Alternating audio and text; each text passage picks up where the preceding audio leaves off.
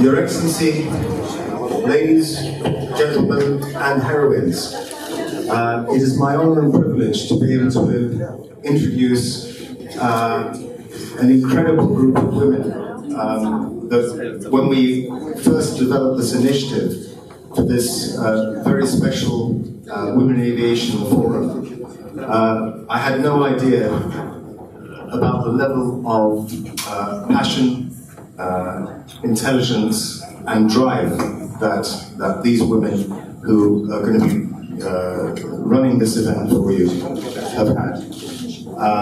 It's been a great joy to be involved with it, and this is the one and only time this had anything to do with me. It was our initial initiative as a publisher of Woman This Month magazine, which is Bahrain's first ever women-centric publication back in 2002.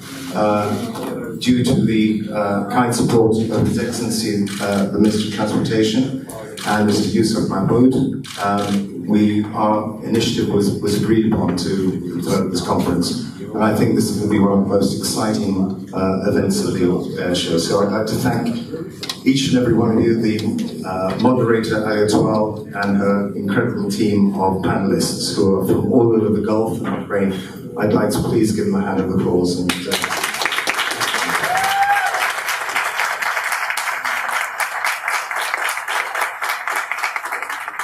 further ado, I'd like to invite Ms. Rani Al-Jarraf, who is representative of the Supreme Council for Women under the guidance leadership of Her Highness Sheikh Sabika, to come up on stage and give an opening address. Thank you.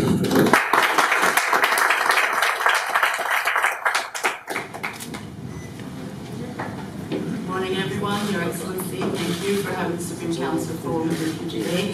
Thank you, everyone, for coming. I know it's a Friday morning, so I'll keep this very short and very straightforward. Before starting with Women in Aviation, I'd like, can we have the presentation on the screen, please? Okay, all right. Women in Bahrain. Today I'm going to talk about the national efforts to promote the advancement of Bahraini women. The Supreme Council for Women is the national entity that is responsible for proposing the general policy regarding women affairs and in whether constitutional or civil society. Okay, I think I'm not going to have the presentation on screen, so if you allow me, I'll just go ahead and introduce you to the Supreme Council for Women's activities in the field. How has Bahrain gone aboard to promote? Thank you very much. Supreme Council for Women is the national entity responsible for promoting the advancement of women in the Kingdom of Bahrain. Again, I emphasize advancement, not empowerment. At the Supreme Council for Women, and I'm sure our national partners agree, in Bahrain we believe that we've gone beyond empowerment of women, that Bahraini women do not need to be empowered in any ways.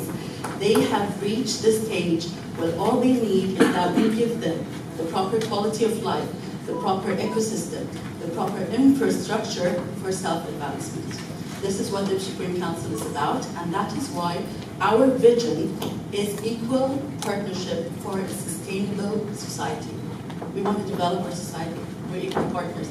And I'm sure most of the smiles that I see in the room now and the nods agree with this. Whether it's in Bahrain or anywhere around the world, I believe that women believe in their own power and their ability to advance. So thank you for having us here. Supreme Council for Women proposes the general policy in the development of women affairs. We participate in official parties and committees formed for women issues, and this is why I'm here with you now, because we want to raise the society's awareness of women's roles, rights, and their duties. Established a documentation center, and I've had a lovely chat with some of the panelists here who are very interested of the numbers of Bahraini women in different fields, including aviation, and we'll be getting to that very soon. We want to empower women to perform their role in public life as a whole, and a comprehensive development, and we went about to do this, and this is not Bahrain. We actually answered to His Majesty the King. We are headed by Her Highness Princess Sabika, and I just had a conversation about our board. We have a board of 16 women who have extensive expertise in various fields, and they lead us to implement a national plan in the field. What is the national plan for the advancement of Bahraini women? In Bahrain, we have placed what we call impacts. These are 10-year goals in these various fields. We hope that in 10 years, we have established and secured the socio-economic needs for the family, be it at grassroots, to women in decision-making positions. And just yesterday, we were actually talking about women participation in the parliament.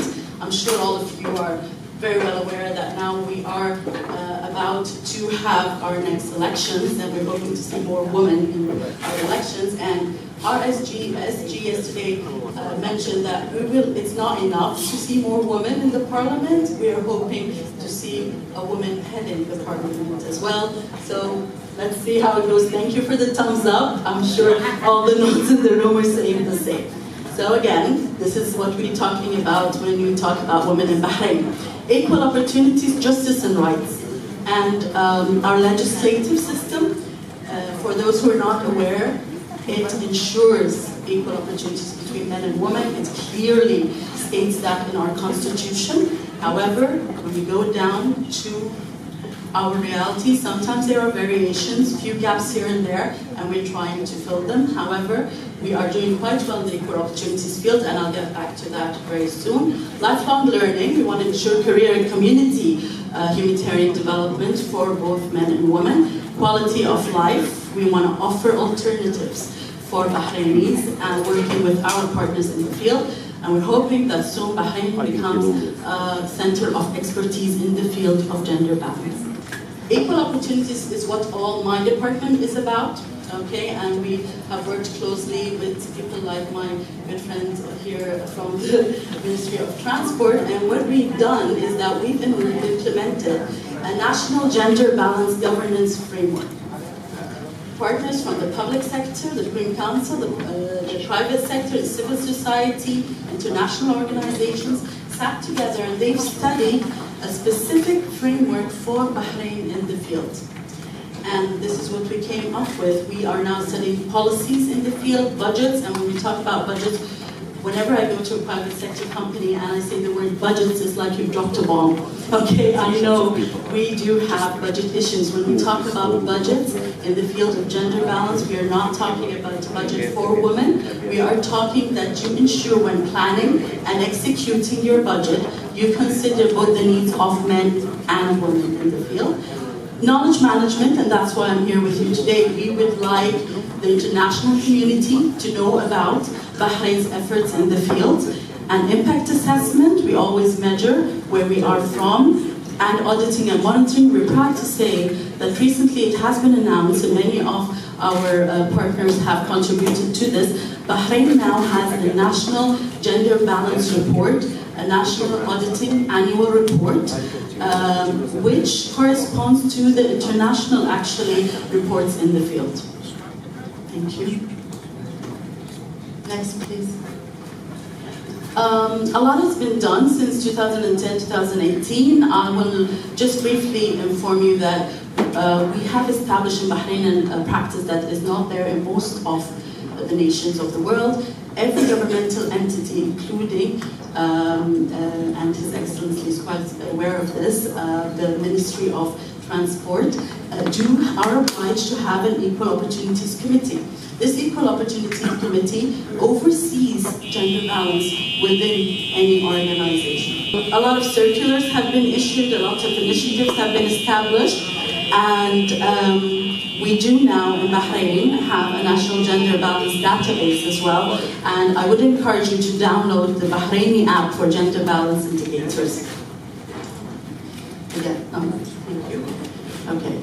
Now, before talking about women in aviation, we have to know the overview of all the status of women in Bahrain. In Bahrain, women comprise 53% of the governmental sector. In the executive positions, they're 40%, 34% in the private sector, and 33% are supervisory private sector as well. Now, I feel this is important to state because we should be proud that in Bahrain, we exceed the global average when it comes to STEM graduates. And I think the STEM and the aviation field are very interconnected. So if we move to the next slide, However, when we come down to women in aviation, if you notice, and this I think very much corresponds to the international gap in the field, Bahraini women who are licensed with air license only comprise 10%. They are 23% as employees in the aviation field, 13% in legislative positions. And however, I mean, in some of the positions like air licensing administration, they're actually 62.5%. So we do have variations, some pro-gender balance, some gaps where we do have to fill, but I think this platform and many other coming platforms will really help us fill this gap. And I think the fact that the Ministry of Transportation and Telecommunications took the initiative to have such a conference within the air show just says where we will be at from these numbers, let's say 2 to 5 to 10 years coming.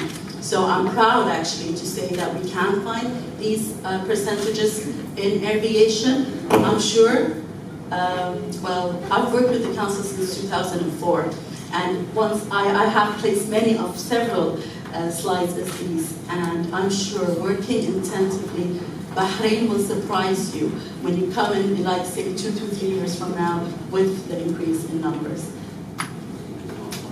Thank you. Well, that's it, and thank you very much for giving me these few minutes of your time, and I'm very interested to hear more from the expertise in the field. Thank you again. After midnight, the moon set, and I was alone with the stars. I have often said that the lure of flying is the lure of beauty. Ladies and gentlemen, Your Excellency, good morning. These words were spoken by one of the greatest aviation personalities, Emilia Earhart. On her greatest undertaking was to attempt circumnavigate the globe almost 9 decades ago. She may be no longer with us today, but her legacy will live forever in Women in Aviation. I'm very blessed today to have in my panel and of the speakers and with you all an extraordinary girls that we're going to talk about their achievements, goals, dreams, and challenges. Now please, let's welcome Kylie Baker, aerospace engineer and previous NASA and Boeing employee. Good morning, ladies and gentlemen, Your Excellency. It's a pleasure to be here with you today, surrounded by airplane nerds like myself. My name is Kylie Reichert. As Avia said, I'm an aerospace engineer. I've had the opportunity to work at NASA Johnson Space Center, think Mission Control, and at one of the largest airplane manufacturers in the world, the Boeing Company. Now my husband and I live here in Bahrain, and I have the opportunity to pursue my career from a global perspective. I think the most important thing on my resume, if you will, is that I'm passionate about the work that I do. There's not a day that goes by that I'm not thrilled to be a part of this industry. Today I want to talk about entering the aerospace industry as an engineer. Even in the United States, women in engineering are incredibly rare, let alone women in aerospace engineering. I was in a program in college that was over 70% male. On the bright side, that's a lot of girls. Women have come a long way in the last few decades, and I'm excited to keep doing the work that the ladies ahead of me have set in motion. The subject of engineering is incredibly broad, just as broad as law or medicine. Today, here at the air show, of course, we're talking about vehicles that move through the air and space. But don't let your field of view be diminished by this conversation. Engineers are an essential component in many industries. I'd like to share some of the things that I've done in my career to give you an idea of what a degree like mine can do for you. In college, during the summers, I interned with NASA in Houston, Texas at the Johnson Space Center. The Space Center complex is like Disneyland for engineers and space enthusiasts. You have the zero gravity training pool, the moon rock storage facilities, hydraulic mission simulators, vacuum chambers, spacesuit testing facilities. The list is quite endless. Are your eyes as wide as you can imagine mine were? While there, as a young student, I contributed to the design of exercise equipment used by astronauts at the International Space Station, essential to maintaining their bone density while living in zero-G for months at a time. So here I was, an aerospace engineer in training, designing a treadmill. I'll pause here for a moment to share some wisdom. Intern. Use the precious summers away from school to apply what you've learned to the real world. Get experience as an engineer and as an employee. Demonstrate your aptitude for the field. Build your resume. Be open to any engineering opportunities that come up. You never know what diamond may be hidden in the rough. I had my sights set on airplanes, so when the opportunity to work on gym equipment was presented to me, I almost turned it down. Can you imagine? Once I graduated from Georgia Tech, I was recruited to work for Boeing, my dream come true. I moved from Georgia on the east coast of the United States to Washington on the west coast. Boy, was that a climate shock. As a single girl, I left my family behind and I made the move to Seattle. When I started at Boeing, I was working on the design team for the 787 autopilot. Now, autopilot is primarily software. It's part of the brain of the airplane. When autopilot is turned on, it will take over for a pilot to fly the plane. I specifically worked on the function that allowed the aircraft to climb or descend with the autopilot stage.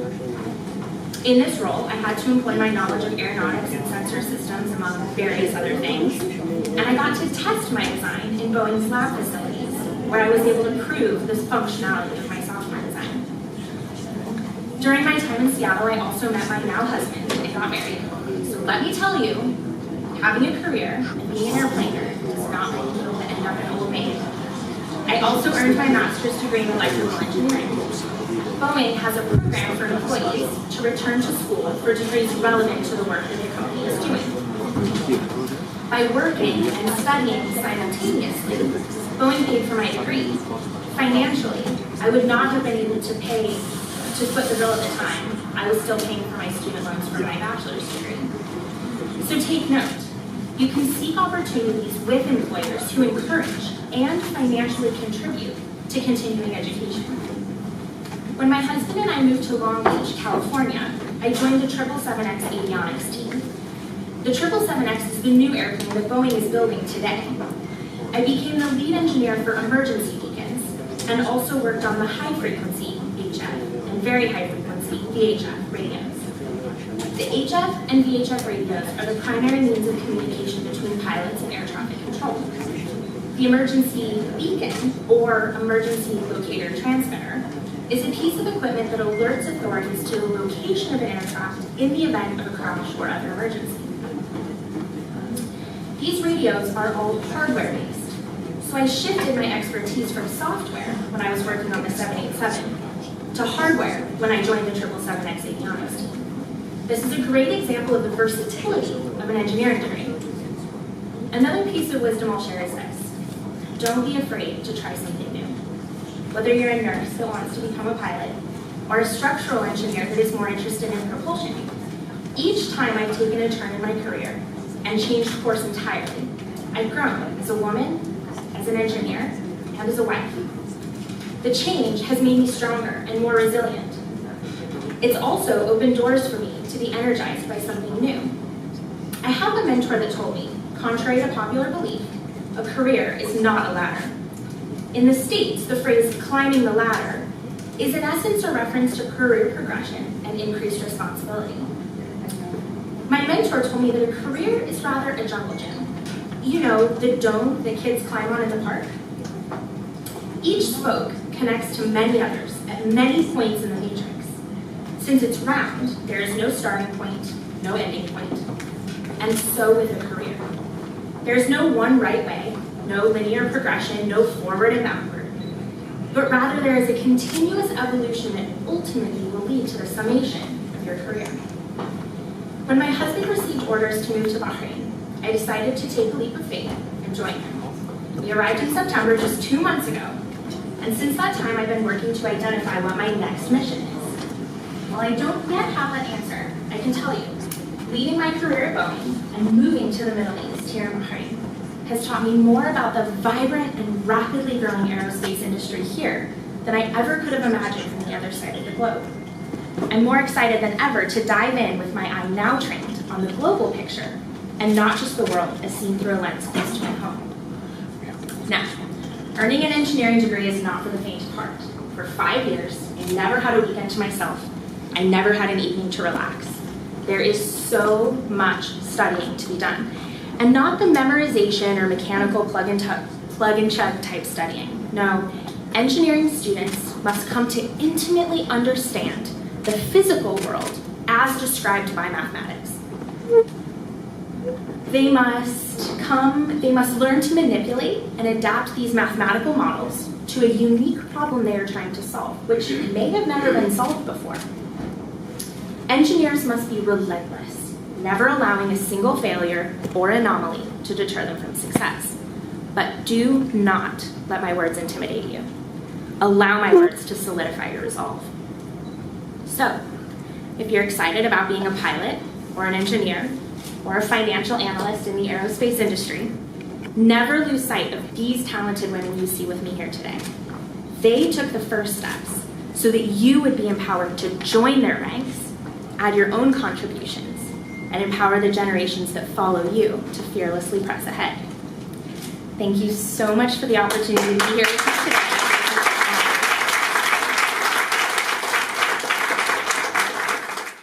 That was a wonderful speech. Thank you very much, Kylie. Now, let me introduce you to our wonderful panelist, Captain Maysa Hazim. Captain Maysa is Chief of Safety, Rules and Regulations in Bahrain Civil Aviation Authority. Noura Al-Bakr. Noura is a Senior Financial Analyst at Saudi General Authority for Civil Aviation. Martina Al-Qassab, recreational flying statistic of GCC and demand link to Yalla Banat platform. Salma Al-Balushi, First Officer on the Airbus 380 with Etihad Airways.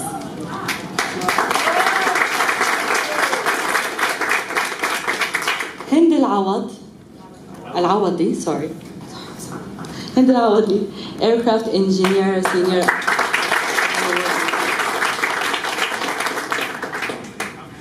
Okay, ladies, so tell us about yourself. I want to know more, and I'm going to be passing you. So, Maysa, please tell us about yourself. How did you join the aviation field? Sure, I'd love to. And from Maysa used to be from controlling the airspace, the flying the planes, and now to inspecting them. Maysa, please tell us about yourself. Good morning, all. Your Excellency, I'm very happy to be between you all. I'll just take you through my journey in aviation. Right now, I'm working in Bahrain Civil Aviation, and I'm the Chief of Safety Rules and Regulations. Before that, I was a Senior Aircraft Operations Inspector. And for those of you who doesn't know, the role of the civil aviation is to regulate all aspects of civil aviation to reach or to achieve the highest safety standards. As an aircraft inspector, my duties were to inspect, oversight all air operators to make sure that they are fully complying with all civil aviation regulations. And right now, what I do is I review ICAO amendments and incorporate them into our law and regulations, and to develop the rules and regulations written and online. My journey in aviation is diverse, and I was fortunate enough to experience aviation from different aspects. I started in aviation as an air traffic controller, and it's actually the job that made me fond of flying airplanes, and that's the time I decided that I want to become a pilot. And I was very fortunate to be given this opportunity and to meet all the wonderful people that I have met, and they saved no effort to pass the knowledge and experience, and flying will always be a job that I will treasure. I've learned a lot and I've grown a lot professionally and personally as well. I can say that I became a different person. I became more confident, assertive, and appreciative of every single individual in aviation, appreciating all roles in aviation, especially hard-working women.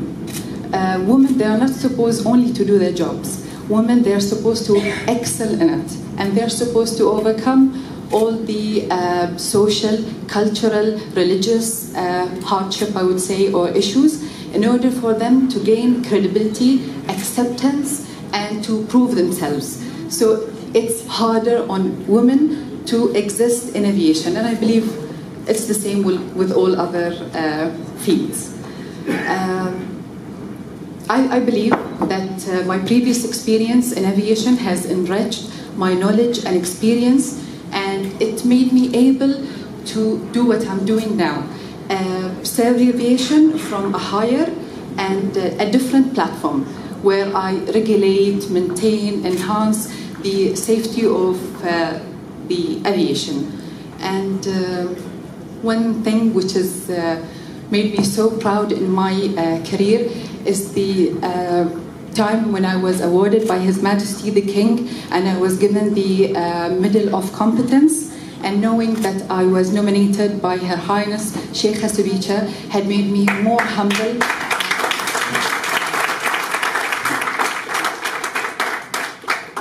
And I'm filled with gratitude for this honor.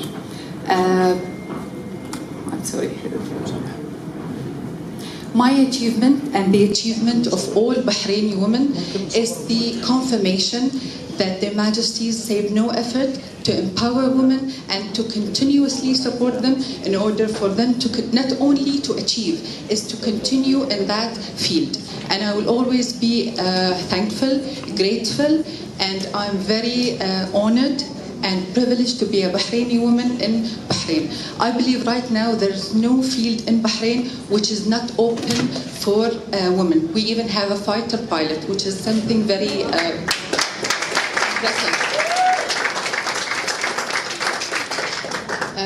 Thank you all, and I will be more than happy to answer your questions as we begin with the discussion. Thank you. Thank you, Maisa. Noura, hello again.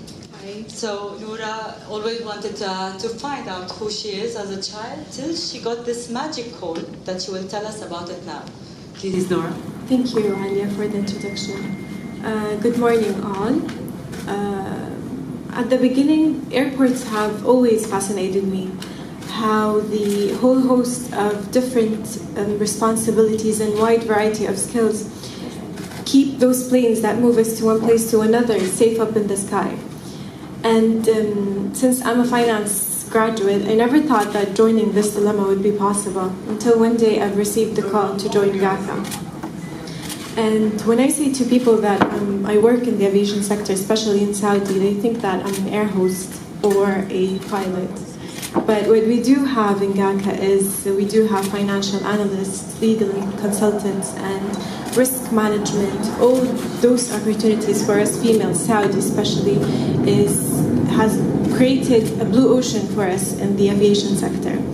I'm very proud to be here joining you in Bahrain and talking about Saudi females and showing you that we do have the opportunity to shine, and a lot of Saudi girls that have leading roles in the kingdom. I'm going to tell you about them later on. And I'm just proud to be here. Thank you so much. From someone that flies glider planes,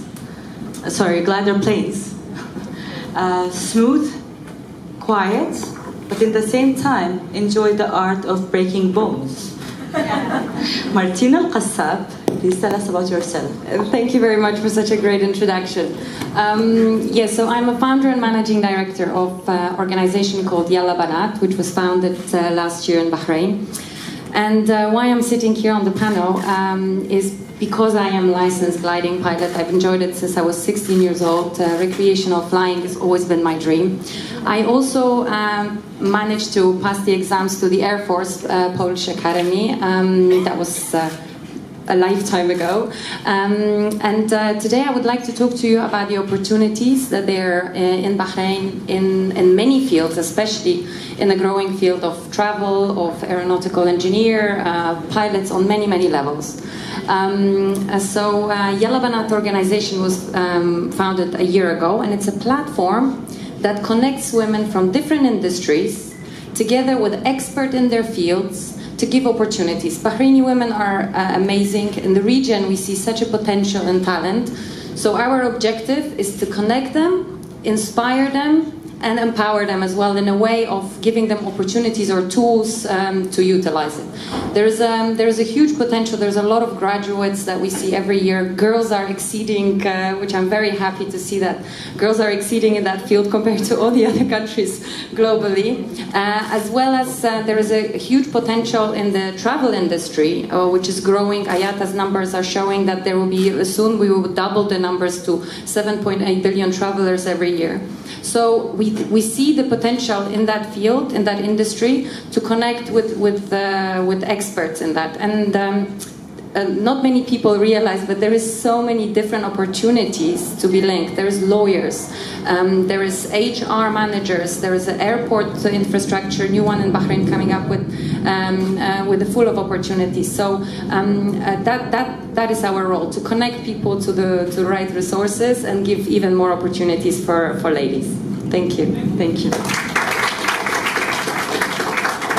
Next time we wake up in the morning, have our cup of coffee and read the newspaper. Careful for the world, for boys and girls. Let's hear Salma al-Balushi story. Assalamu alaikum. Good morning, everyone. My name is Salma al-Balushi. I'm a first officer in Etihad Airways. I started my career before aviation. I used to be a nurse. I studied nursing in UAE.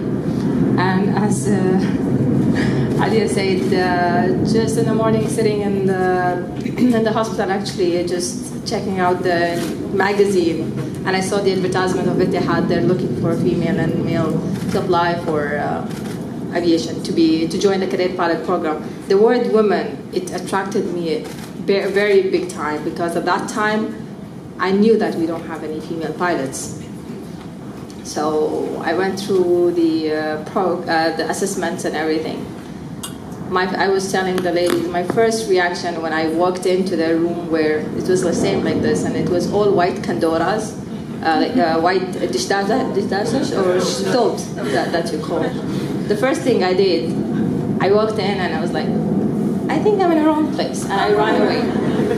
I just ran away because I come from a family where we'd never interacted with guys ever in our lives before, except of the cousins and the uncles. The first time seeing someone from outside, it was something very awkward for me. So I ran away, and my captain was running just behind me. And I said, come in. I was like, no, I think I'm in the wrong place. He said, no, you are in the right place. But right now, during this assessment, you're the only girl. We will have more girls, and like they're coming, don't worry. So you're not alone. We're not leaving you alone. As I went through the assessments and everything, and the first day in the academy, after signing contracts and getting our uniforms and everything, the first day, suits and hats and everything, so we walked in. And it was the same, all these social media and cameras, and I was like, I think I'm again in the wrong place. So I ran away, and like I'm running to my car. I was like, I told my mom, I think there's something wrong going on inside. My mom was like, no. Again, Captain Ismail, he just Salma, come, this is the right place. So I was like, why all these cameras and what's going on? Because what I know, we're not the first batch of cadets. He said, yeah, you're not the first batch of cadets, but you are the first female pilot. I was like, are you serious? No, it cannot be, because why? And I was like, I didn't know what to say that, and it was something very proud at that moment, but I felt such a great responsibility. I didn't realize it at that moment until we finished from Malaysia our graduation and moved to Abu Dhabi and met His Highness Sheikh Mohammed bin Zayed. He's the Crown Prince of Abu Dhabi. And the moment he just came and he said hi to us, and he just said one thing to me. He said, you don't have to be in the embassy to work for us, and embassy to be the ambassador of UAE. Right now, you are the ambassador of UAE and you represent me as an Emirati.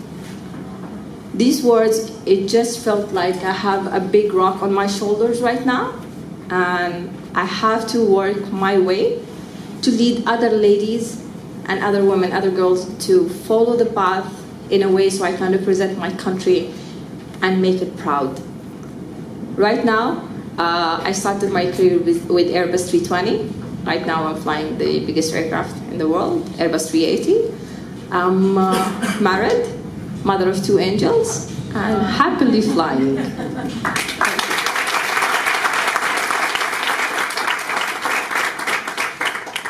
And for someone who doesn't take a no for an action, let's see what Hind Al-Awadi can tell us about her story. Assalamu alaikum, معكم هند العوضي. I'm a first Bahraini engineer, aircraft engineer, holding both license, B1 and a B2. So that's a mechanic and avionics. I chose to be a mechanic, which doesn't really suits how I look. That's what I've been told. But I love it, and I was so passionate about it. So I worked as a licensed and the line maintenance engineer in Bahrain Gulf Air, the national carrier of Bahrain.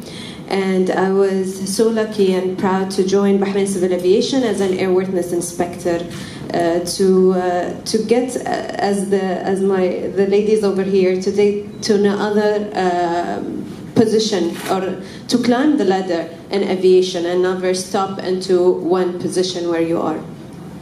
So I'm holding the position of senior airworthiness inspector.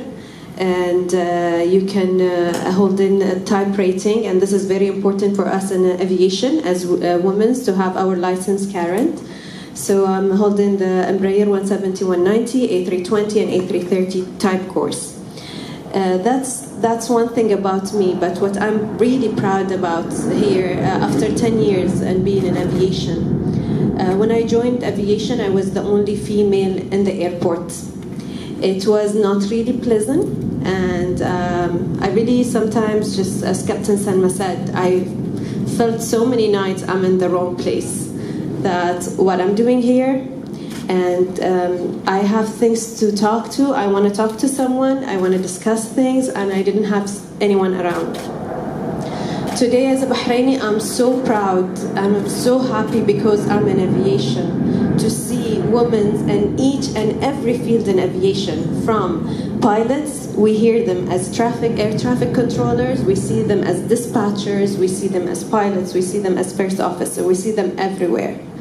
So as we started the conference, women in aviation now, they're all over the place, and that makes us as Bahrainis so proud. Me as a person, I would never get the opportunity to be in aviation and follow my dreams if I didn't get the chance. I've been scholarship by Tamkeen, and as we share all of us the same in aviation, women, from Captain Alia, from Maysa, Captain Maysa, from Captain Salma, from engineer Saad, you will have her in a bit. We didn't have the support from our family.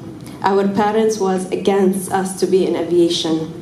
We got the support because we got from the government, we got the support from believers, from higher management, that we can do it. Today, of course, everyone around us are very proud of us. And I'm very proud to be sitting here with all these ladies, with all their achievements. It makes me so happy. And I wouldn't imagine 10 years back that we can have this conference. So thank you, Your Excellency, to have us here, to gather us. This is it means a lot to us. It's powering us. And all the ladies out there looking in this ladies in the room, and all in the aviators ladies, I think a lot of little girls will be inspired by this conference. So thank you very much. Okay, I have a question for you, Hind. So tell me, you've seen it all in Bahrain, from marshallers, air traffic controllers, engineers, pilots, and women in different aspects in the aviation field. Yes. How did it change? what's today? How was it before? Do you see big changes coming through Bahrain, especially in women in aviation? To be honest, women in Bahrain generally, they are ahead. Long time back. We had the first woman driving in the GCC. We have the first woman flying. We had the first woman. So these things was not really a big obstacles for us as a woman. But again, as a lady in a field of men around, or a man-dominated, as a Bahraini culture, it's much maybe smoother, because I worked with my brothers and I had guidance from my management, which they consider me as their little daughters. So I was not actually, if you want to see challenges, we will always have the mentality of one or two that will be against us. But other than that, I'm very happy. I'm very honored to be here in Bahrain, because I got all the support from the beginning. If everyone's telling us no, and that's not right, what would you tell the other girls that want to become who they are and they cannot? I mentioned about some people that will stand because they can't accept the woman, other than she's been at home. So that's there, and they are there in the field. But you just have to know who you talk to and who you go to. The higher management here in all fields in Bahrain supporting women 100%. And I'm not saying this, I'm saying this from an experience. I'm here sitting in this position. I was an engineer for 10 years. So I'm not saying that just for the media. I'm saying it's from an experience. You have to go for the right people. I got the support from my higher management and the national career. I have it here in MTT. We have it. It's just who you go to. And you, as Captain Mesa said, you have to put more effort. You have to prove yourself. It will not be easy, especially the first years. And we were discussing with the ladies, for all the aviators, lady, female, are joining nowadays. It takes a lot of efforts and compromising, but it leads you to a very beautiful world. And I think you agree that. I think, I'm a pilot with Royal Jordanian Airlines. I think being a woman in the aviation field and a pilot, it's a daily job for me to prove I'm good. So I cannot prove I'm good for the past 12 years, tomorrow and after tomorrow and the day after. Till I retire, I will always have to prove that I'm better than yesterday. So it's a daily challenge, not to give the excuse of, oh, it was a good day. Captain Salma, you're a mother of 2 angels, as you said, but I've seen a lot of women who get married or have children and leave the aviation field. What do you think the reason is? How can we prevent it? And how we can, how's your life as a wife, mother, and a captain? Can you tell us? It's been a great journey, actually, but still, I'm here in this industry for the last 11 years. But still, I would say, like in UAE, I'm still the only woman who's married and having kids and still flying. The rest of the girls, the moment they get engaged or the moment like the wedding is coming sooner, they just quit their job. Why? What is the reason? Oh, it's gonna be tough. I know it's gonna be tough, because this job was not meant to be for us like 10 years ago, but now it is. The challenges are, I think the regulations, maybe Maisa, she would do some changes for us. Please do that. We need someone to, to lead the way. Inshallah. The reason are, first, when I joined, then everybody was wondering, who's gonna marry you? That's the first question they ask. They're afraid that we never get married and we're gonna be buried alone and all that stuff. You will be buried alone, guys, so don't worry about it. But who's gonna marry you? And we have this especially in our Middle East community or the Arab community. We hear yeses, yeses. Yeah, I know that. I know. I think it's everywhere. The people are concerned about like us getting married more than us. But I would think agree that with the men are parents. scared to get married to female pilots. Sorry? Do you think men are scared to get a female? I asked this question yesterday, but actually, yeah, you should ask this question to some men around me. You know, I just tell you something. I was with a female friend yesterday. No, you know this. Yesterday, I just heard it. I was with a female friend yesterday, and we were just talking. You know, the girls talk. And she's like, you know, most of the time when I'm in layovers and I meet someone, I never tell them I'm a pilot. I just tell them I'm a flight attendant, so they don't turn away. It's true actually, because it's hard to, because of our schedules and flying and everything, the rosters, it's hard for us sometimes, you know, to give our 100% in the house. For me right now, the only reason I could do it and I could make it to be the only married and mother who's flying, because I always tell to the media, it's not because I'm a superwoman, I can manage my house and my work, it's just because I have a super husband in the house. That's he's my superhero, and my mom, she's my darling. She's been doing that for the rest of her life, and she continues doing that while I'm here in Bahrain, and my husband and my mom, they're taking care of my kids.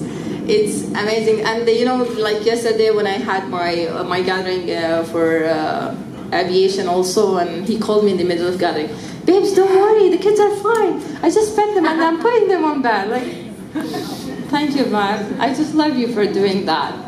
The reason is, like right now, I hear when I go to the conferences and everything, the first thing the girl's gonna ask me, how does it work? Okay, let's see, my husband is supportive, he will let me continue flying after marriage, but what about kids? The problem is right now women are here for more than 15 or 20 years, I'm talking about Arab region. 20 years, let's say 20 years we've been here, and until today we don't have a proper policy or structure for us, especially for the maternity leave policy. How can we change this? Do you think give us a better maternity leave policy? I'm surprised. Like I think in the Middle East, the maximum is they give is only 45 days of maternity paid leave. That's it, and that's not enough. Like okay, if I'm on 320, I'll do like short sectors and okay, I'll be more home. But I'm on 320, and I'm on 380 right now.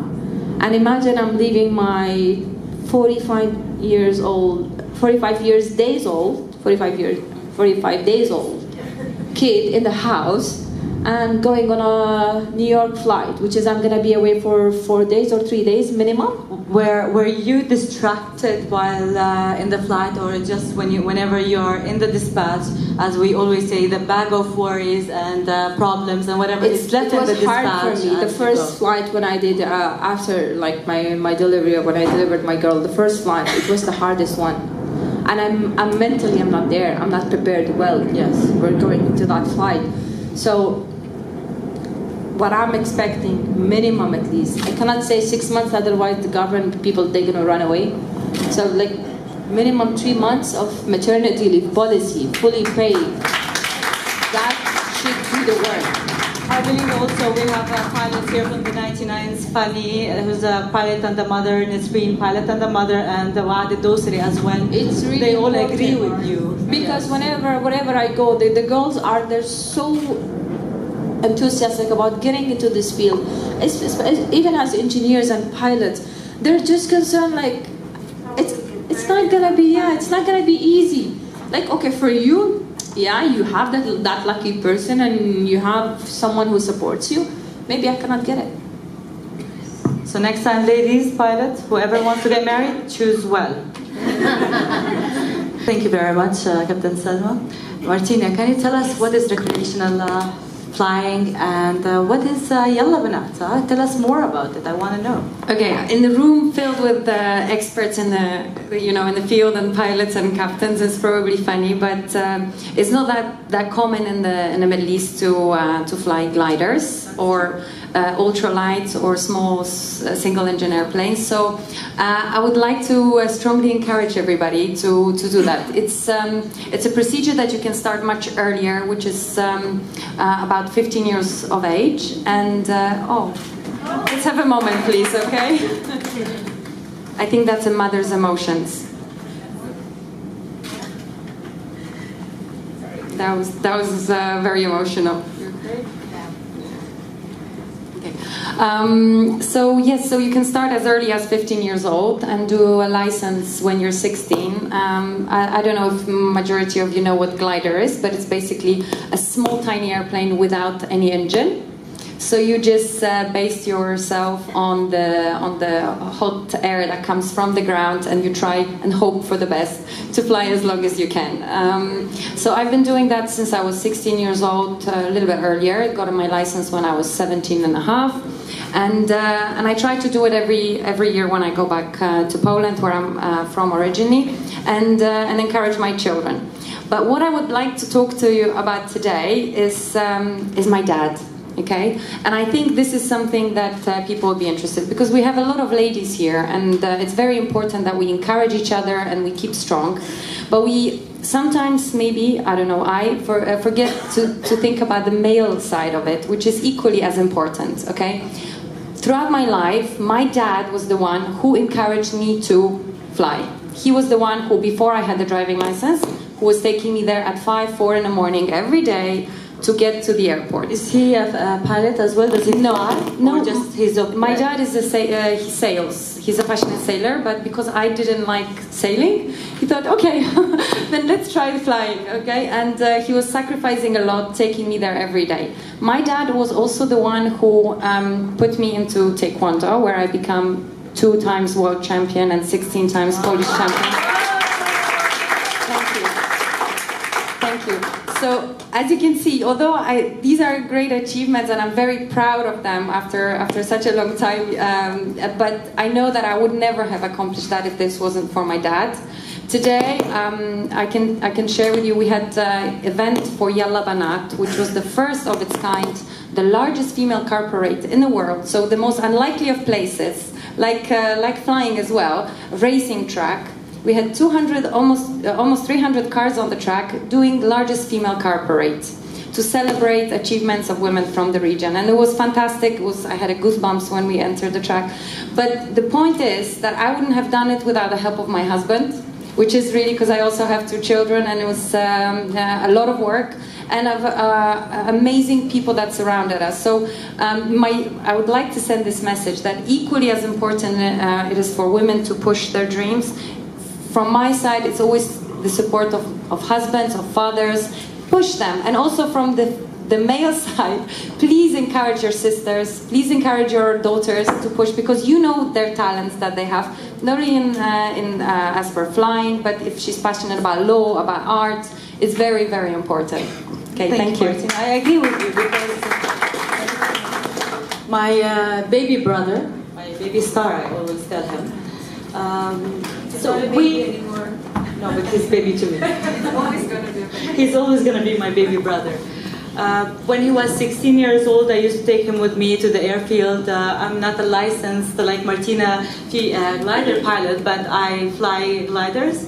I'm obsessed about single engines and ultralight. To me, this is the joy I get from flying. So I used to take him to the field even when nothing, the weather is not good, just for him to sit, observe the planes and be in the atmosphere. When he was 18, he told me, I want to be a pilot.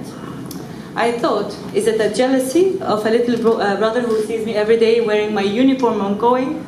I told him, listen, don't do my mistake. You want to be a pilot? Do your aviation degree, and then if you want, you will become a pilot. So he went to Cyprus, he did his degree in aviation management, came back, he got a job in aviation school. Every day I look at him, I know my brother, he's not happy. So one day, he was in different city, which we fly from it to Amman. I picked him up from the airport and I looked at him and I asked him, I'm like, Omar, are you happy? And he looked at me, he's like, what do you mean I'm happy? I'm like, are you happy? You're working in the aviation field. And he's like, I am happy. And I'm also happy to see the planes every day taking off and landing. And that's the moment when I just had to say, tomorrow you will start your pilot course. you're enrolling tomorrow to the academy. My baby brother, who's always strong, tough, and if any man would look at me in the street, he'd go and beat him up. He started shaking, he started crying, and he asked me, "Are you serious? Don't put me in this situation. Tell me, and tomorrow we won't be able whether to sponsor it because it's very expensive or how." I told him, "Tomorrow we'll find a way, but tonight you're gonna sleep and know you're a pilot. And I promise you, as a bigger sister, I will not pull my words back, regardless what it is." So encourage your children, encourage your sisters, your brothers, your husbands to go and do what they want. He's an A student and everything in the aviation industry, and he graduated before everyone, and everyone say he's a natural pilot because he loved it.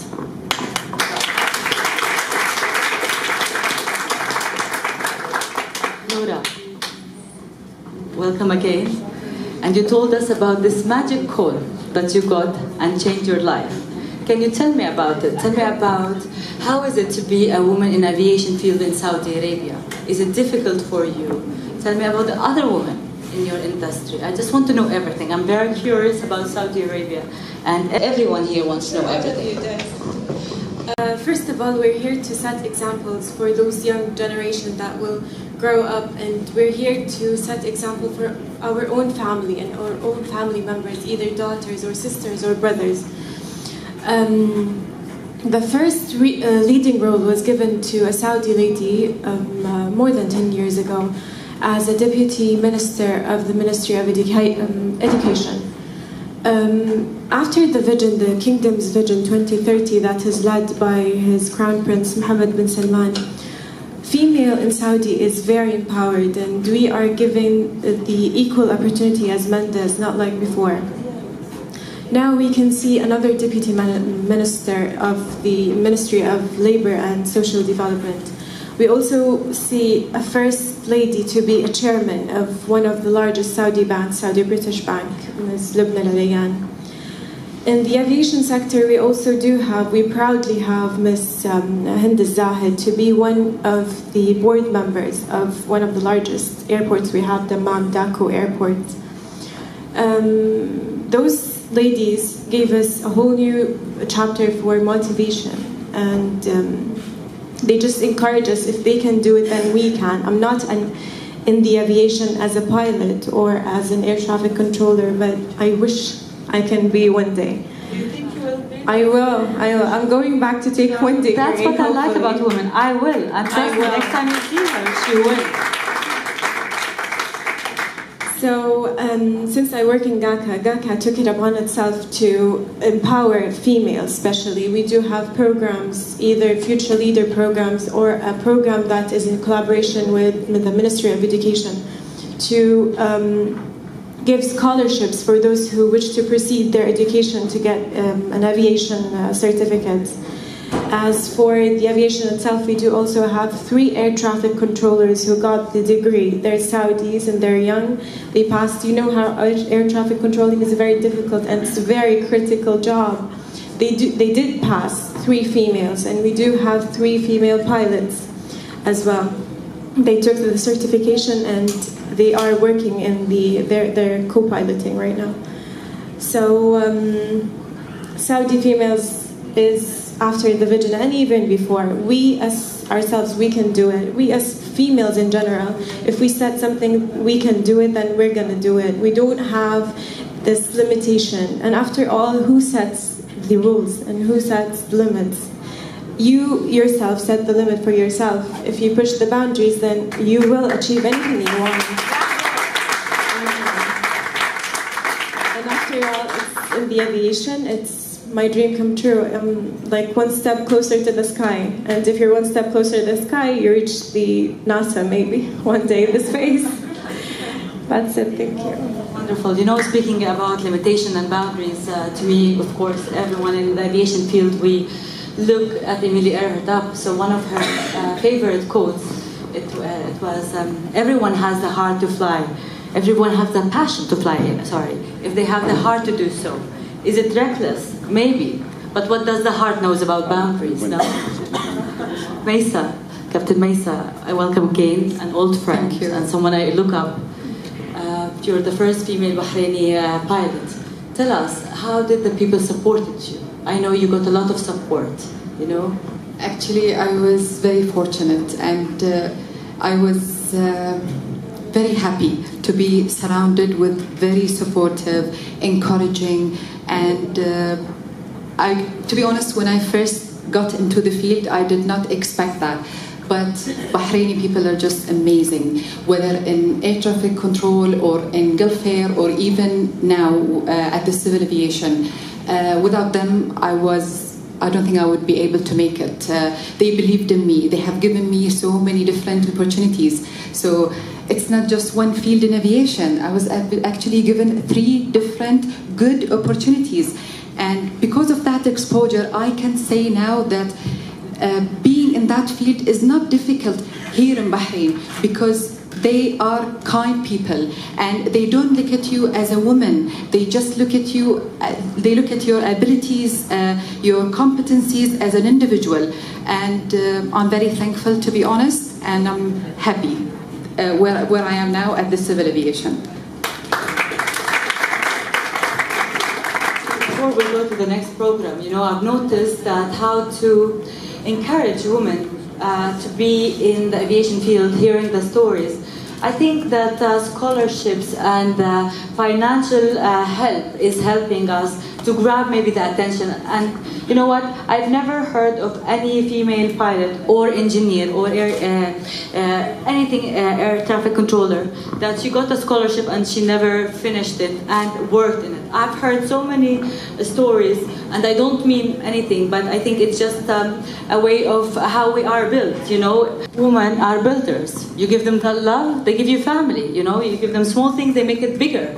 So I think even the scholarship they got, whether it was from the Mkeen or cadet program, or to me, a family member who supported me, we all went, and now every one of these wonderful ladies got a position, and she's inspiring other women. And the best thing, she didn't give up. She's still in the field.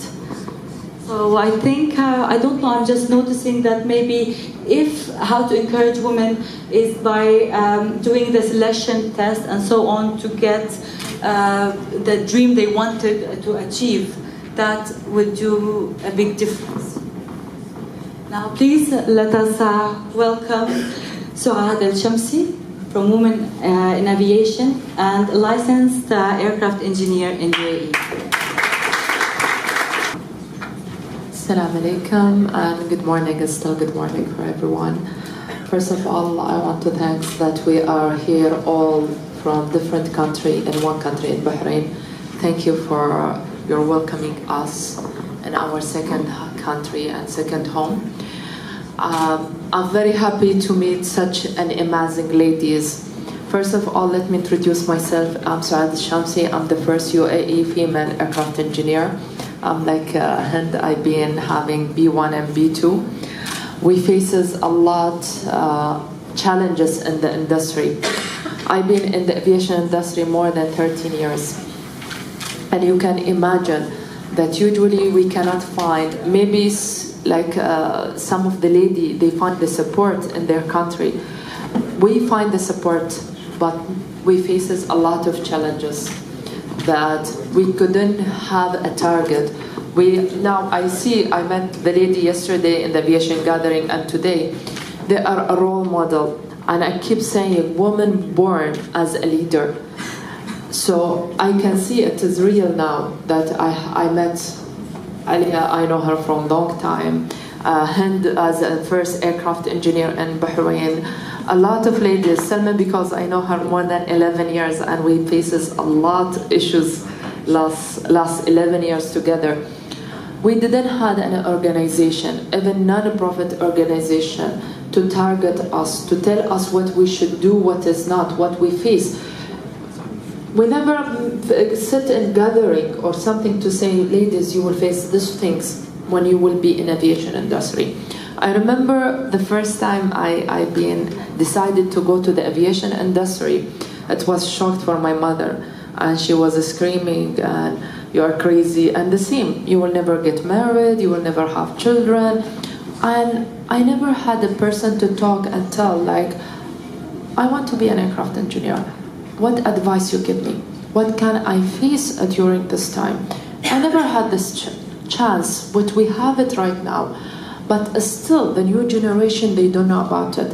When you talk about them, anything in aviation, with my respect, what they think is just the title. And maybe most of them, they agree. They want to be a pilot, they want to be an aircraft engineer, aircraft controller, only because that the title. But what they will face, they never know about it. So we decided to, as a group of ladies, to have a non-profit organization. It's called Women in Aviation Middle East. And actually it's there, this organization in the state. But we want to have something in Middle East to target different generation. Why Middle East? Why we thought about it? Because in this country we are seeing an Arab and non-Arab. I met a lot of ladies who are actually living in Middle East, but they are not gathering. They don't know what they will face if they are coming from UK to, for example, to Bahrain or United Arab Emirates or maybe Saudi Arabia. So Women in Aviation Middle East chapter, we are highlighting what challenges you can face. We always have a gathering. The next example, the next gathering, it will be next May 2019. And we are always communicate with Iowa, with Carol. And usually we find more than 200 to 300 students attending with a lot of a question. The same question they will ask, if I will be a pilot, if I will be engineer, should I will get married or no? What I will face, what the challenges, is it continuing study? So our target in Women in Aviation Middle East chapter to highlight, to solve their problem, to see what they need. Maybe when I had it from 14 years ago, I got the chance from His Highness Mohammed bin Rashid Al Maktoum to let me travel to UK to study.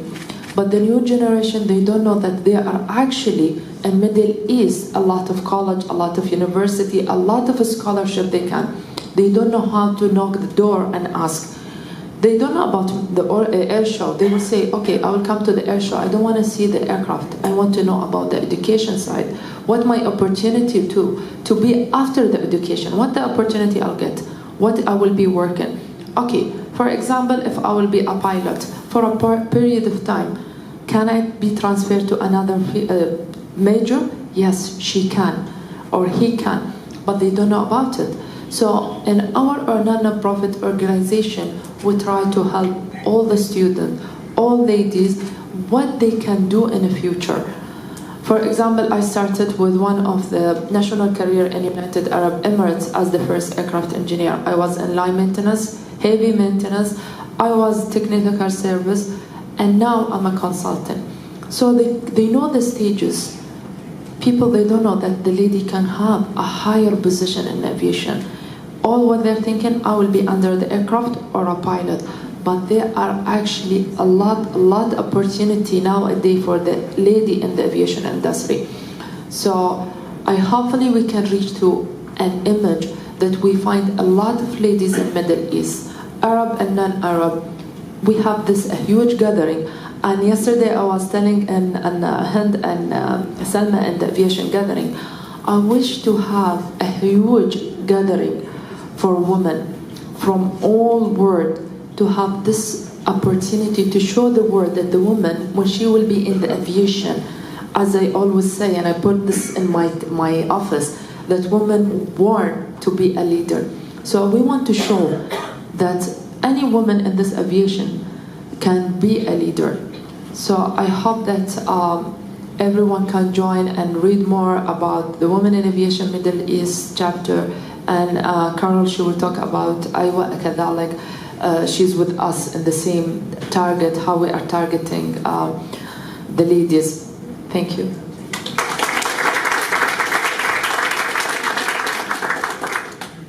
The 99th, we have our meeting in April, and it will be an honor if Women in Aviation can come. to join together. You know, at a certain point, you'll meet the rest of the members. I'm expecting around 100 members to come from all over the world. The more the merrier, you know, and we'll enjoy Jordan aviation activities and some charity work with the name of Women in Aviation. Now we are here. Me personally, I use social media because it's one of the biggest things to just be there for people to know.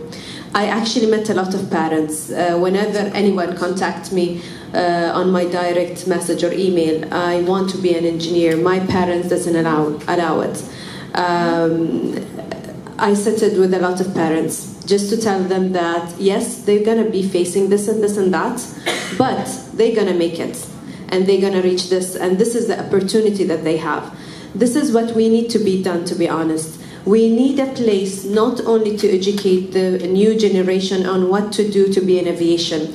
We need to give the right information to the parents, and of course with the help of Women Consult, with all the management, even with sitting with the parents, saying that we have a certain rules and regulation for women, and this is and we have great examples out there now.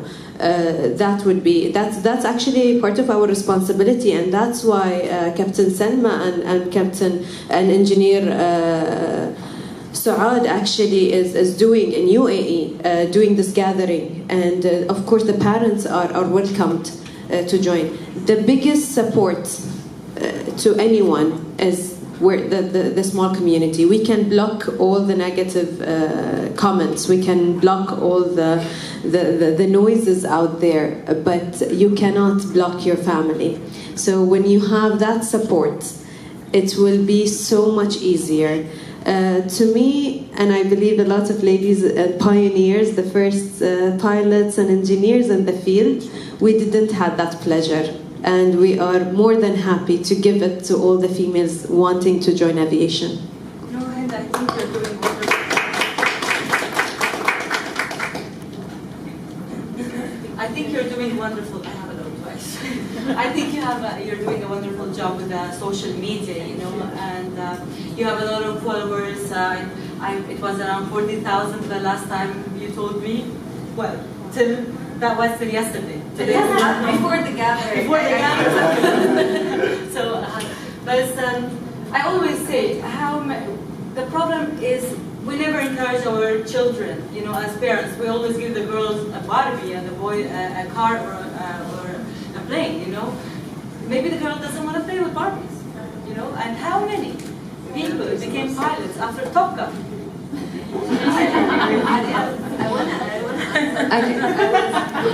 It was a really happy moment yesterday. I've been approached by two gentlemen that one of them actually was a technician in one of the airlines, and he said, I found your page, and I said, if Hind can be an engineer, what can't I do? That's from a man.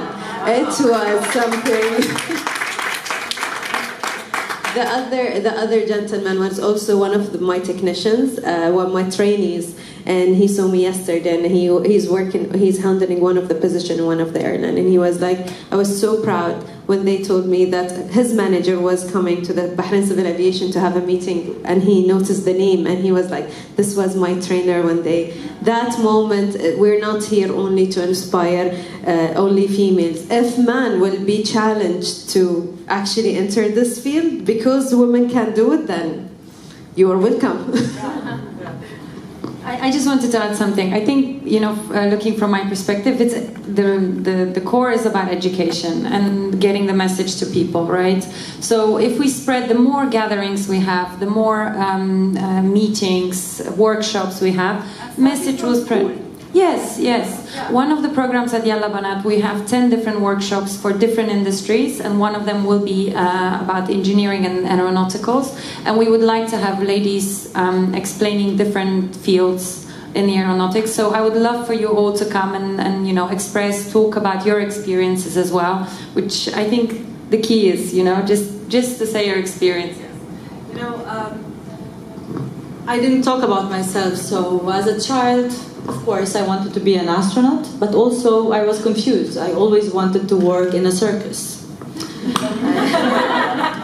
So it's between training lions and elephants and dancing with the ropes, or be an astronaut. So here I am, a pilot. Huh? But anyways, how I got into aviation field, it was through career days at school. I was 16, and you know, when you go around the classes, okay, not that I don't understand finance, you know, I don't understand physics, whatever. Well, I'm a pilot, but I understand what is important in the aviation field about physics. Huh? But in general, chemistry, doctor, my parents are doctors, hotel management, no. And then I was walking and I saw aviation, like, okay, that's going to be closer to space to me. So I went in and I saw this captain standing, talking about his experience. And I was the only annoying kid there, asking all these questions, you know, and the bell ring, and I'm like, I don't care, I still have questions, you know, to ask. We finished, I followed him outside, he was going out of the school, and I'm running, like, one more question, you know, what? So I think, I never knew that in Jordan we have female pilots before that day.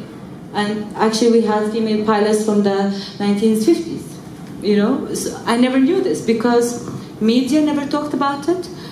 We never had aviation in the career schools, but it's changing now slowly. So I think focusing on the younger generation, and I was very happy to see one of my colleagues in Jordan, she went in the uniform talking about aviation to kindergarten.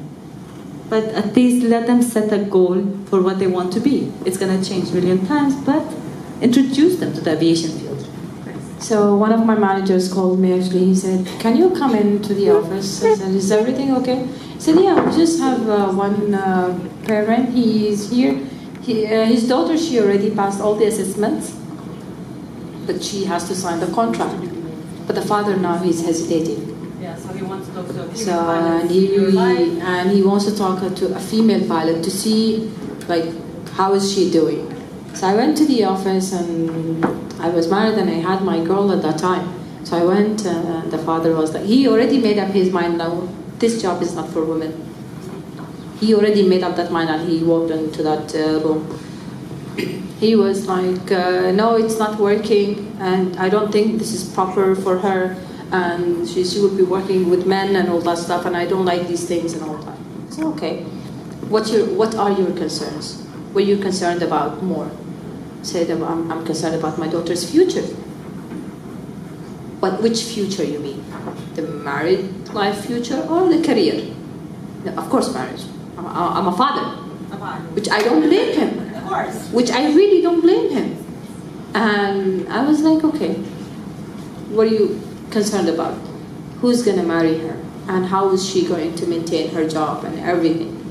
I said, yeah, you're talking like you're married. I said, yes, I'm married. Yeah, but you don't have kids. I said, no, I have kids, but you don't fly.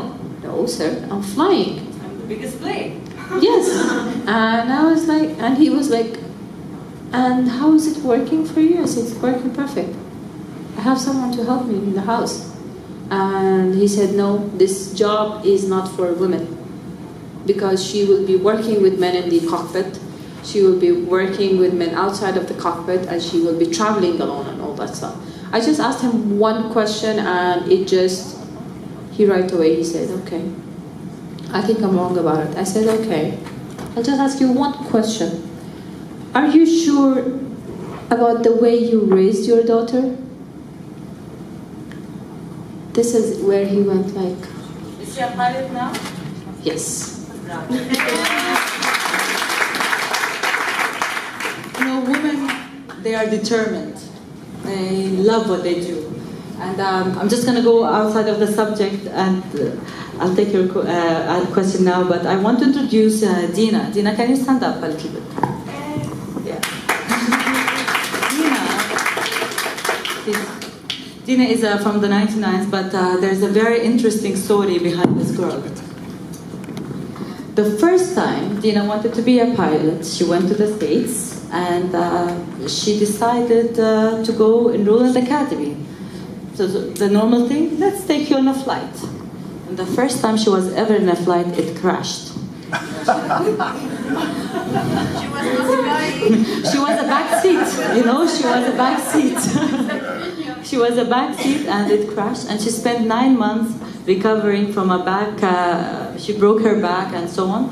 But after 9 months, she was supposed to go back to Egypt, you know, because she would have a phobia or a reaction. And I didn't tell my dad or my father about the accident until I got the private license. Yeah. And she went back and studied, continue, and now she's a first officer with Al-Masriya. Yeah. So, you know, as an example, that nothing stops us as a woman. And as Hind as a child, she never taken no for an answer. I have it because Engineer Saad just said about maybe as an engineer, the most critical part for the family is the night shift. Yeah. I will share my part of the story. So it came to my dad have a relationship with my manager. So he went without telling me to my manager saying that she's a little girl, don't let her do the night shift, just switch her to the morning shift. So I went for the normal duty, and I heard my supervisor saying, okay, so since starting tomorrow you're going to do a morning shift. And I was like, why? Did I did anything wrong? Is there something I didn't know about it? So he said, no, that came from the higher management. I was like, who gave you that order? And I went directly. I said, okay, thank you very much. And I went directly to the higher management, asking him, why did he take this decision? Because as an aviator, as an engineer, even pilots, they know that aircraft stops at the night more than the morning. So you have more time to practice and you gain your experience out of this. So I went to the higher management asking them, so why did you decide to put me in an only morning shift? You know I need the night shift to build my experience and put my hands on the aircraft. So he said, no, but I said, please be honest with me because I will take anything. I just need to know what went wrong. So, and if that's what you see, it's better for me then. He said, no, but you know, I had someone to tell me about it. I said, can you tell me who's the someone that tell you that's better? Because obviously they have no idea about aviation. We need to be working at the night. He was like, yeah, your father. I was like, okay, fine. Please let it be as it is, as the normal shift. I will talk to my dad. Of course, that was out of love. He wanted to protect his little girl. He didn't have it. When he went to my manager, he asked him, is there any other girls doing this? He was like, no, your daughter is the only one there. So he was like, please, just, you know, it's safer for me. I know maybe he had sleepless nights. He was waiting for me at 6 a.m. in the morning just to make sure that I opened the door. It was not easy because we didn't have role models, and Engineer Saad just left, but that is an amazing example to give her, is actually to have the tour for the parents. Me and all the girls would be more than happy if anyone have any concern, parents, daughters, sisters, to be with us. So, yeah. Good morning, everybody. My name is Fatouh Al-Zayani. I'm a friend of WTM since 2002, since they started. And just a little story. I sat with George like 16 years ago, and he said, I'm launching this magazine. What shall we write about? So he was taking my opinion as friends, family friends. And I said, I think number one, you should write about women of substance. And 16 years on, and we are sitting amongst the most amazing women and most amazing field. So congratulations to George and his team. This is number one. Number two, also I come from the aviation side, but I'm not a pilot, I'm not an air traffic controller, I'm not a fighter pilot. I come from the aviation reinsurance side, because without reinsurance you cannot fly. But unfortunately, I was the only one in insurance, aviation insurance, as an Arab woman, and the last, I think, because there is no aviation reinsurance in the Arab world. Which brings me to the fact that I think this forum is an amazing forum to create awareness, not just about the amazing opportunities in the cockpit or in the air traffic controller or on the ground as an amazing Bahraini engineer, also about the rest of the value chain of aerospace. There are so many opportunities, and I wish His Excellency was here. I would say that perhaps there should be a little bit more of more proactive approach in terms of creating awareness, bringing students, creating forums like this one, and actually going out and recruiting young people from universities. Recently, the National Space Agency they recruited or they launched an employment initiative, like, seeking the best Bahrainis to join the space agency. And I think they didn't expect to receive over 1,000 maybe applications, I think. So I think which shows or demonstrates that there are a lot of young people looking to join aerospace, but there are no opportunities. Nobody's opening the door. So I would encourage the government and as institutions to go out there and create awareness and invite interested young people and explore the various fields within airspace. And we need policies. Absolutely, absolutely. We need some really serious policies. Serious strategy. Especially the maternity leave policies. Absolutely. It's very important because I've tried it when I came back after my delivery. The first flight was the toughest flight, and it was hard. You are not prepared to go on a flight. Especially when you're going through your blues or whatever after after your 9 months of pregnancy. I would say, I don't want to be going on a very scary part, but fatigue is a biggest risk. The other thing is most of the ladies when they go to postnatal depressions, which is a serious case, and I think aviation industry should focus on this thing now. This is the time. We need it. Absolutely, we need it right now. I don't think it's like especially for women, it's expanding in a big time. So concentrating on these policies, it will encourage more women to stick to their jobs after the government spending fortune on the scholarships and everything. For me, my scholarship cost me $500,000 dirham. My goodness. My government cost my government $500,000 dirham. So come on, spending all this money, and after the first year or second year, no, I have to quit.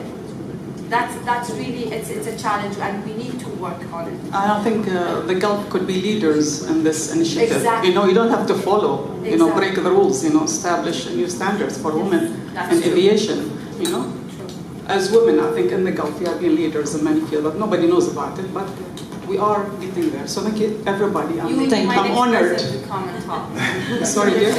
You will be my next person to come and talk with you. We will make the regulations now. Insurances and policies. I'm here for anything insurance. I know nothing about flying, but I do appreciate your jobs, and I'm so proud of you as women, and you inspire us, and we inspire each other. Thank you so much. Is your challenges in the States the same as us in the Middle East? But I feel like we are judged on performance and not being a female, which is definitely I'm proud of. Is it a daily thing for you to prove? What do you fly? Tell me. I fly the V-22 Osprey, the tilt rotor aircraft. Okay. Is it a daily thing for you to prove that look at me as a pilot, not as a female? Or in the States they don't see it this way? I think you're judged on performance. What about Nikki? What do you think? Hi, good morning. Commander Nikki Fry from the U.S. Navy. So I'm a reservist for the United States Navy, and when we talk about the balance, one of the biggest struggles as a female pilot, I always say that there's 3 pillars. You have your reserve pillar. I also fly for Delta Airlines, so I have my Delta pillar, and then there's the family pillar. And I too have 2 little angels at home. But it's a constant balancing act. And just like the women up on the panel, without the support of family and the extra help in the house, it would not be possible. And I feel all of the struggles that all of you are talking about, it's a daily struggle. And like the girls are saying, you have to prove yourself. Being female, being male, it doesn't matter. It's proving yourself on a daily basis. Thank you.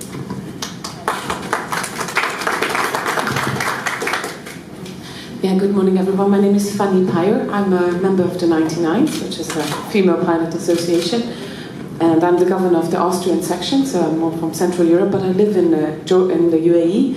I work for Emirates. I'm a flight instructor at the Emirates Flight Training Academy. And I've been asked to ask a question, but first I wanted to just thank you for coming and giving me that hug. I had some tears. And the reason for that being is when I joined Emirates, my little baby boy was not even 1 year old. And it is still, now he's 20 months old. And every day when I go to the airport, no matter how much I love flying, I have to leave my son behind, and it breaks my heart every day. Now, sorry, I have 2 kids. One of my kids is 19-year-old, and my other kid is 20-month-old. So many people ask me, what's that big gap between your 2 kids? And I say, that's my aviation career. And that's just what I wanted to tell about my side of the story. So I've been asked to ask today, this question is directed to you, if the, what is called GACA, the Saudi authorities, GACA, is there a way for GACA to announce that female aviators are welcome now in Saudi? Because I've seen some progressions and changes. So is there an announcement? And no, and the screen can stand up. These are 2 Saudi female pilots.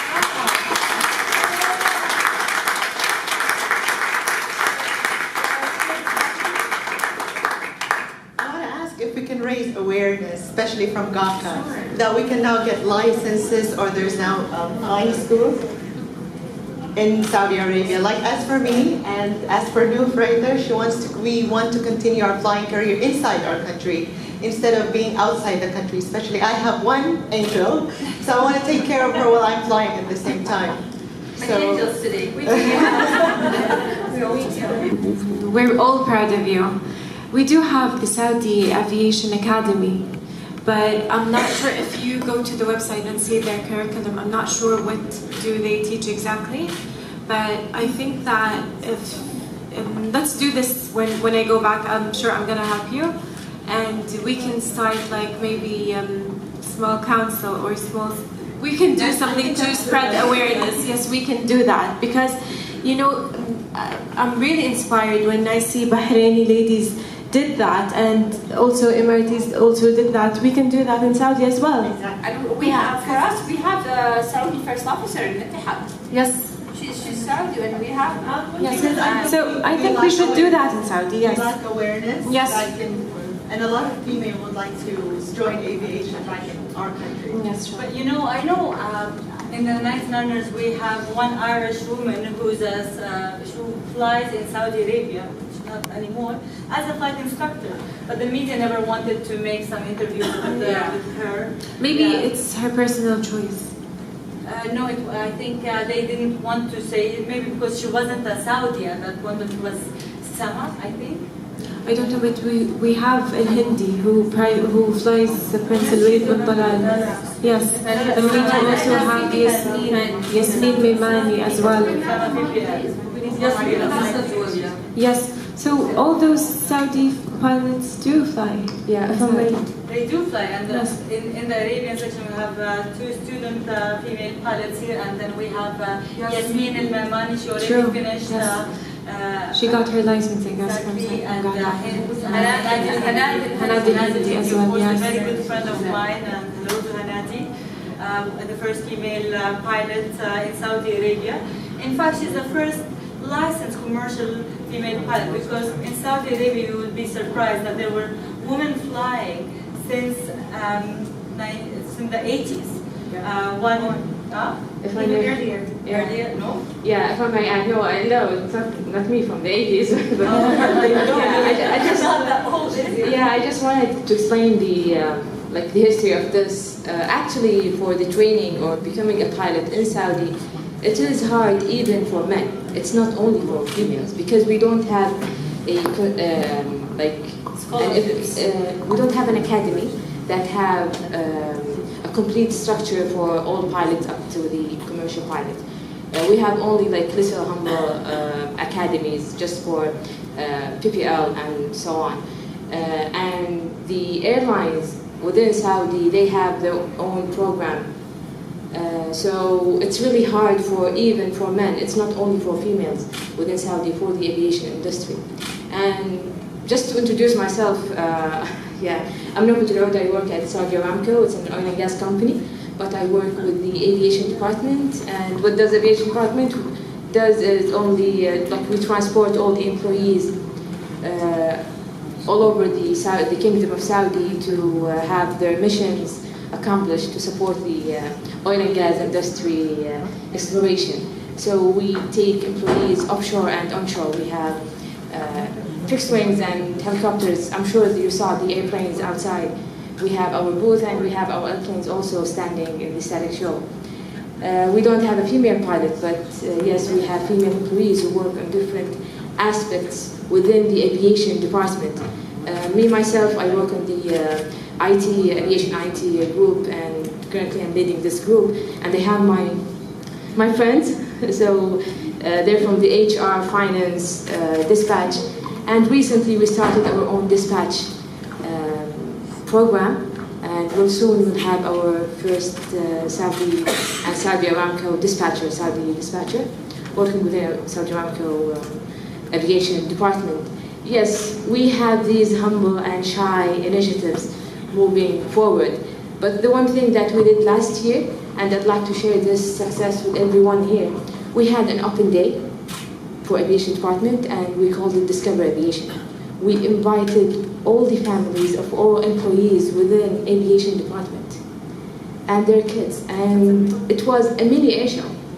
We opened all the aircraft, all the hangar, all the shops inside the hangar for families to see what their members work on, and if they're late to home, what they are doing exactly. And it was a really great success story. Even the families, they approached the employees. Some of the wives of my colleagues, they approached me talking about, yeah, it's really hard. I never thought that my husband worked in such place. And it is, I think it's the responsibility of the organizations within aviation. It's not the government, it's not the policymaker, it is the industry itself. If each airline started their own initiatives, inclusiveness, having open days to include their families, having and bring your kid day, just even because bring your kid day, it means that they can have their daughters. And once people are interested in something from childhood, then they'll never leave this passion. So yeah, this is what I want to say. Thank you. Thank you very much. Now, our last question, we have one more very special speaker, and then we can take all the answers later with a cup of coffee. We heard a lot of, from ladies here, we heard the difficulties and their struggles. I would stand here just to say, I'm an example. I'm the husband of Hind Al-Awali.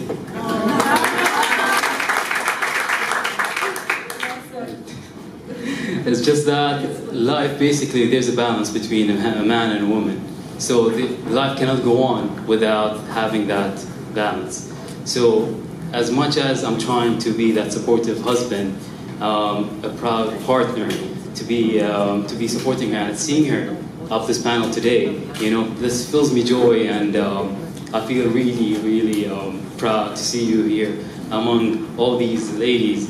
And I'm a proud Arab to see you all. And I thank George, I thanked him outside, and I really have goosebumps seeing all these great pioneers, and gives us also, as like husbands and anyone in the room, give us this urge to show more initiative as a person, because at the end of the day, we're all humans, you know. Remove that mask and live and do and follow your passion no matter what, you know, because we support each other. If it wasn't for her, I wouldn't leave my secure job, having that title and all that, just to follow my passion and my career as an eating psychologist, the first in the Middle East. You know, that's a huge, let's say that's something different, something new, but still, if it wasn't for her, maybe I wouldn't even take that initiative. So I wanted to thank you, thank George for creating this panel and having all these ladies. You inspire us, literally. Thank you very much. So now please let me welcome Carol Anderson, a very good friend, someone I always look up to, VP, Iowa, and she has a day job as General Consul at Gulf Air. Deputy. I'm very honored to be here today. I'm sorry I'm bringing up the rear. First of all, I'd like everyone in uniform to stand up. Stand up. Uniformed ladies, stand up. Uniformed ladies, stand up. I'd love to give you all a round of applause, because I think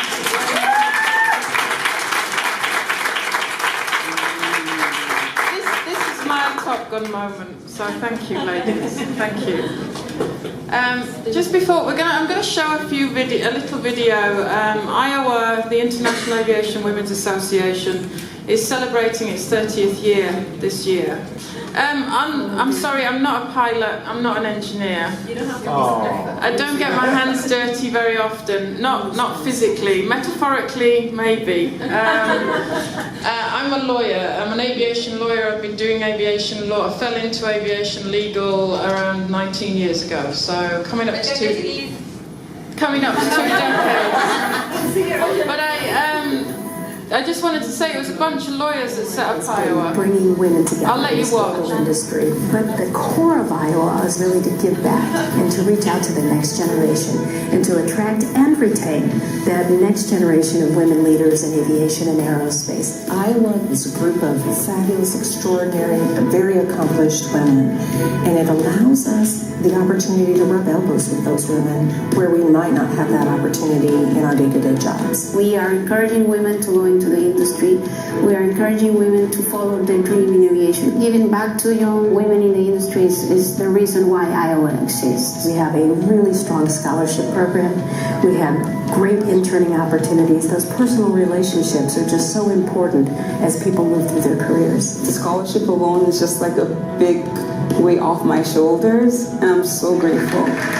Speaking to all these successful women, that with my degree, I could actually go into any aspect in aviation. I was speaking to everybody, and they're all like, you're doing really good. You could actually make it anywhere in aviation, and it's driving me crazy. I want to do it. If you believe in yourself, and if really that is your ambition, that's where you want to be, there's nothing to stop you. The industry is open for women. In any discipline, law, insurance, finance, engineering, pilots, you can do this, and we'll help you get there. It's one of the only careers which is international, exciting, dynamic, and it's never the same. It always changes.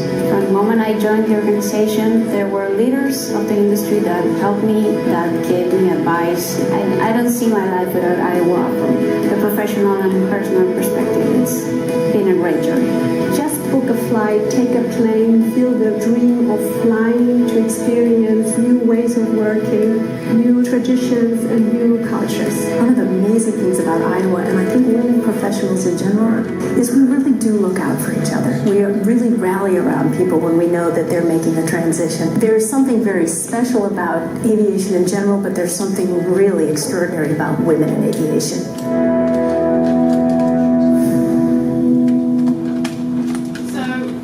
That's our 30-year video. I think it speaks more than I could in the next few minutes.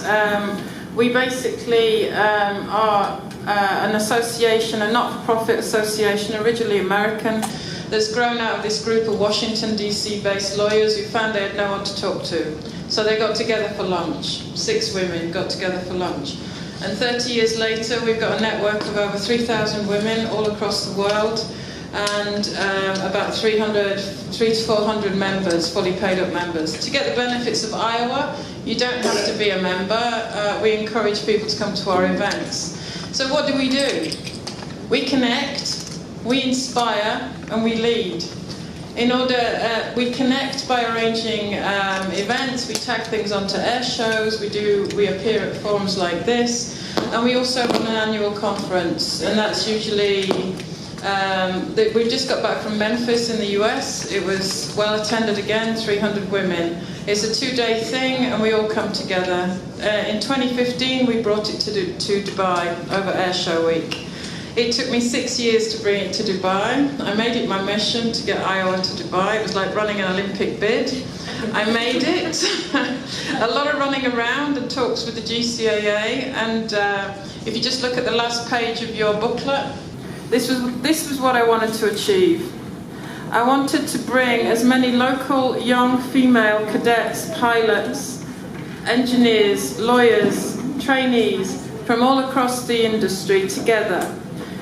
We hosted this with the UAE GCAA on the second day of the big conference. We expected 30 women, ladies, young students. They kept coming, and they kept coming. We had to keep asking the hotel for new chairs. We had over 100 women show up for that day. And that was exactly, the panel was very similar to this. We had a pilot, we had an engineer, we had women, we had a lawyer from Emirates. I was also a lawyer at Emirates back in the day. So this is what we do. Obviously, I'd love to see you women in uniform, but don't forget the back office staff. To echo what Fatou was saying, aircraft won't fly without the insurers. You won't even buy the aircraft without the lawyers. I've got my former boss here who buys aircraft for a living. And I'd like to point out that Alice over there also blazed her own trail. She's been the only female general counsel in Middle Eastern airlines, Middle Eastern carriers. For 8 years, she's carried that role at Oman Air and Gulf Air. And I followed her. I was her 2IC. So, yeah, don't forget about us, the pen pushers. We're also in a minority. You can't do all of this without finance. Yeah, sorry, finance. Too busy thinking about insurance and legal. Finance, good point.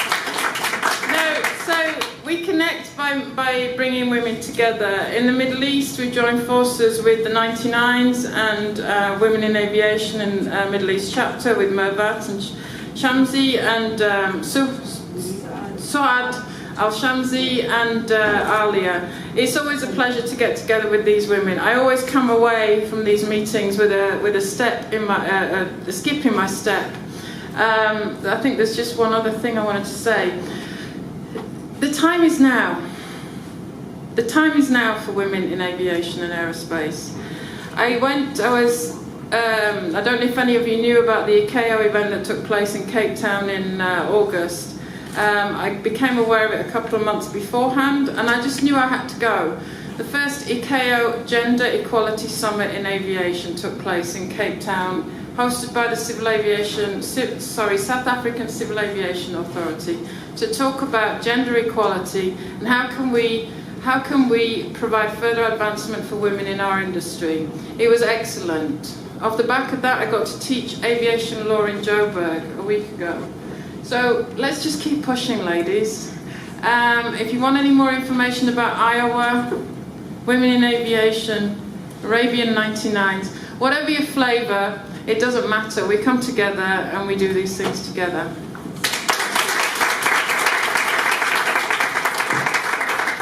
Thank you, Carol. Just a quick example of what happened. 2 weeks ago, as a 99s, we support female pilots, and we were collecting money to support some of our members to pass their, or to go into their cadet program. Carol, she was one of the people who's not a 99er. She's not a female pilot, but not yet. Not yet, yeah, not yet. But she sent me the money through Western Union, paid her the commission, everything, and she sent the money and she supported us, you know. Why? She heard about it from our page and she decided to be part of it. Anyways, thank you everyone for your time. I know you have a very busy schedule. Let's go out, have a cup of coffee, chat more. Our wonderful panel, I am inspired by each one of you. You know, thank you. Each one of you. She's just a story, and it's a pleasure to talk with you, to read your stories. And if I ever have daughters, I wish my daughter would be like each one of you exactly.